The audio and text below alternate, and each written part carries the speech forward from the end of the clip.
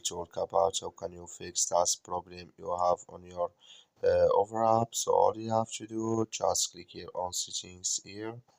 So then it's going to take you to this list. Then all you have to do, just go down here. So you keep going down here.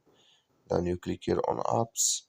Then you come to next step here. Then all you have to do, and here can you looking for OfferUp, or just go above search, click on it. And here add OfferUp, it's going to show for you like this. Click on it. Then you come to this list here, click here on for stop, it's going to show for you like this. And you click here on OK. So then you go down, click here on storage.